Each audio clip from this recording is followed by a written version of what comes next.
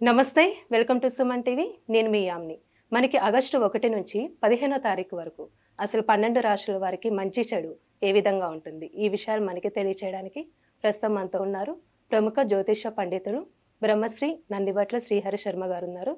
గురుగారితో మాట్లాడి ఆ విషయాల గురించి అడిగి తెలుసుకుందాం. నమస్కారం గురుగారు. వాగర్థావివ సంపృక్తౌ వాగర్థ ప్రతిపత్తయే జగతః పితరౌ వందే పార్వతీ పరమేశ్వరౌ సదాశివసమారంభాం శంకరాచార్య మధ్యమాం అస్మదాచార్యపర్యంతం వందే గురుపరంపరాం ఆదిత్యాయ చ సోమాయ మంగళాయ బుధాయ చ గురుశుక్రశనిభ్యశ్చ రాహవే కేతవే నమః. శృంగేరి పీఠాధిపతులకి కంచి పీఠాధిపతులకి నమస్కారములు తెలియచేసుకుంటూ కార్యక్రమాన్ని ప్రారంభిద్దాం. గురుగారు, ఇప్పుడు ఆగస్టు 1 నుంచి 15వ తారీఖు వరకు అండి అసలు మీనరాశి వారికి ఏ విధంగా ఉంటుంది?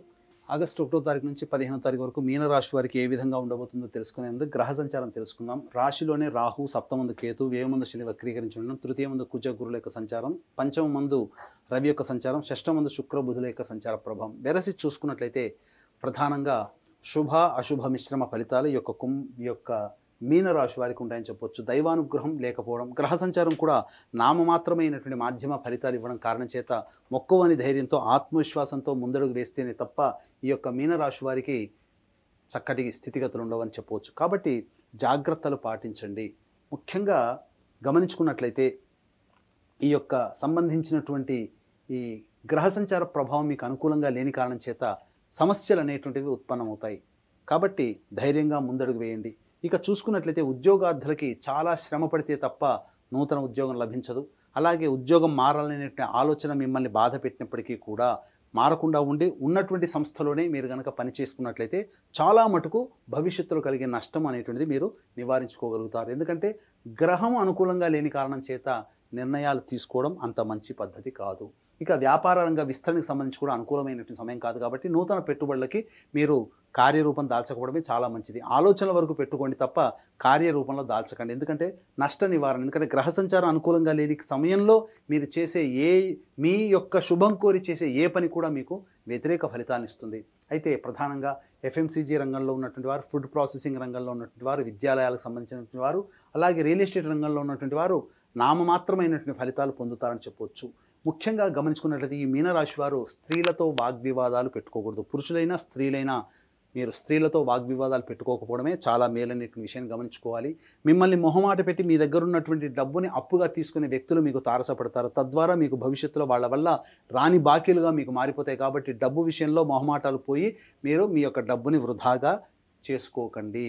ఇది ప్రత్యేకంగా మీనరాశి వాళ్ళు గమనించాల్సినటువంటి అంశము. అలాగే వృధా ప్రయాస, వృధా ఖర్చులు అధికంగా ఉంటాయి. కాబట్టి జాగ్రత్తలు పాటించండి.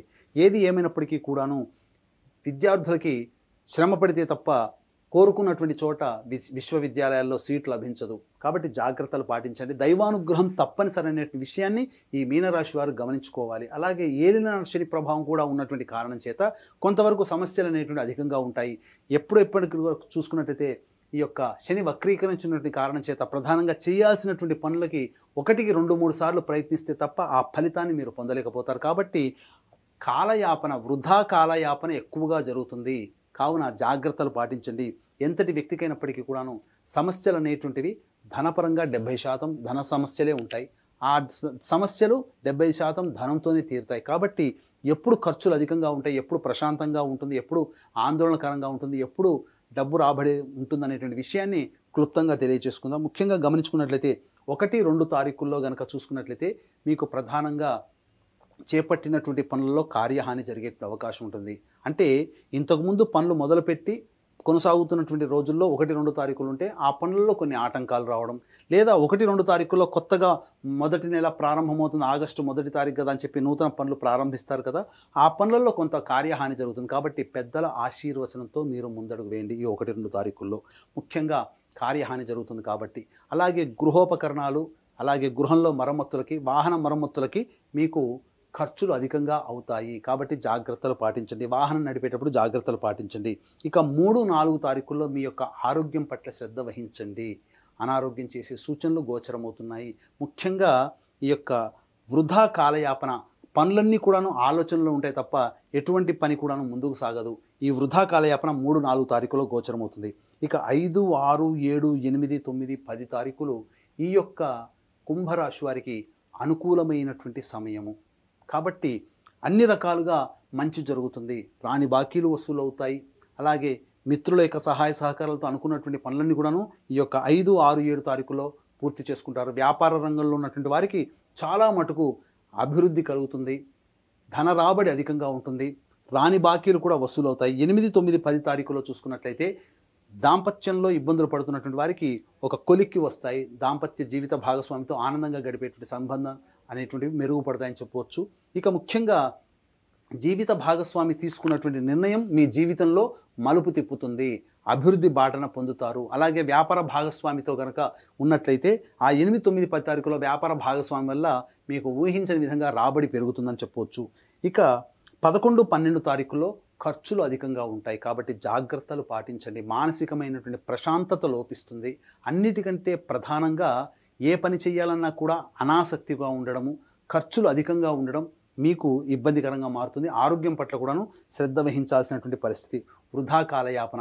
అయితే ఈ 11, 12 తారీఖుల్లో మీరు ఆల్రెడీ ప్లానింగ్ ప్రకారం చేసుకున్నటువంటి రోజుల్లో ఈ 11, 12 తారీఖుల్లో ఖర్చులు కనుక ఉన్నట్లయితే ఆ ఖర్చులను తగ్గించుకోవడమో లేదా వాయిదా వేసుకోవడం చేసుకోండి. ఎందుకనంటే ఈ 11, 12 తారీఖుల్లో ఆకస్మికమైనటువంటి ఖర్చులు ఉన్నాయి. మీరు ప్లానింగ్ ప్రకారం పెట్టుకున్నటువంటి ఖర్చులు, ఆకస్మిక ఖర్చులు రెండు తోడై ఇబ్బడి ముబ్బడిగా మిమ్మల్ని ఉక్కిరి బిక్కిరి చేస్తాయి. కాబట్టి ప్లానింగ్ ప్రకారం ఈ 11, 12 తారీఖుల్లో మీ యొక్క ఖర్చుల్ని పెట్టుకోండి. ఇక 13, 14, 15 తారీఖుల్లో సంతానం మూలకమైనటువంటి విరోధాలు కలుగుతాయి. కాబట్టి సంతానంతో వాగ్వివాదాలు చేసుకోకపోవడమే చాలా మేలనేటువంటి విషయాన్ని గమనించుకోవాలి. ఇక సంతానం మూలకంగా ఖర్చులు, సంతానం మూలకంగా సమస్యలు పెరుగుతాయి. కాబట్టి జాగ్రత్తలు పాటించండి. ఏది ఏమైనప్పటికీ కూడాను ఈ యొక్క సంబంధించినటువంటి 11, 12, 1, 2, 11, 12 తారీఖుల్లో మీరు జాగ్రత్తలు పాటించండి. ఆకస్మిక ఖర్చులు పెరిగే అవకాశాలు గోచరమవుతున్నాయి. మనస్సు ప్రశాంతంగా ఉండని రోజులు 1, 2, 11, 12 తారీఖులు అని చెప్పవచ్చు. ఎంతటి వ్యక్తికైనప్పటికీ కూడాను దైవానుగ్రహం తప్పనిసరి. దైవానుగ్రహం లేకపోతే గొప్ప గొప్ప పనులు ఎవ్వరూ సాధించలేరు.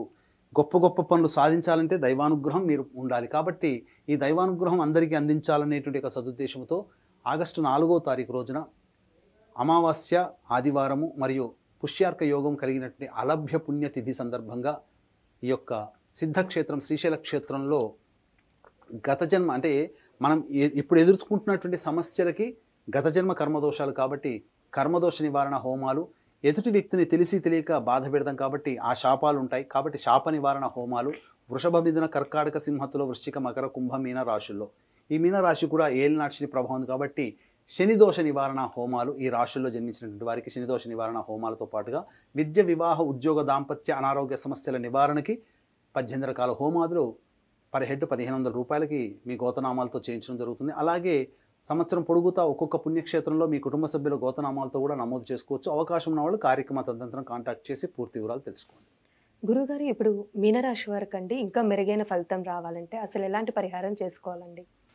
మీనరాశి వారికి మెరుగైనటువంటి ఫలితాలు రావాలి అనుకున్నప్పుడు ప్రధానంగా ప్రతిరోజు సుబ్రహ్మణ్య భుజంగ స్తోత్ర పారాయణం, అలాగే దత్తస్తవము, కాలభైరవాష్టకము రోజుకి 3 సార్లు ఈ 3 స్తోత్రాలు పఠించినట్లయితే చాలా మటుకు సమస్యలన్నీ కూడా తొలగిపోతాయని చెప్పవచ్చు. అయితే ఇవన్నీ కూడా సాధారణంగా వచ్చే సమస్యలకి మీ జీవితంలో ఇంకా కష్టాలు ఎక్కువగా పడుతున్నారు అంటే మీ యొక్క జన్మ జాతకంలో ఉండేటువంటి గ్రహ దశల యొక్క ప్రభావం. కాబట్టి దగ్గరలోని మంచి ఉపాసనాపరులైనటువంటి జ్యోతిషుల్ని సంప్రదించి వారి సలహాలు, సూచనలు కనుక పాటించినట్లయితే భవిష్యత్తులో వచ్చేటువంటి సమస్యల నుంచి కూడా మీరు బయటపడవచ్చు అని చెప్పవచ్చు. గురుగారు, ఇప్పుడు ఆగస్టు 1 నుంచి 15వ తారీఖు వరకు అసలు మీనరాశి వారికి ఏ విధంగా ఉంటుంది, ఎలాంటి పరిహారం చేసుకుంటే మంచిది, ఈ విషయాలు మాకు తెలియజేసినందుకు ధన్యవాదాలండి. సర్వం శ్రీ ఉమామహేశ్వర పరబ్రహ్మార్పణమస్తు.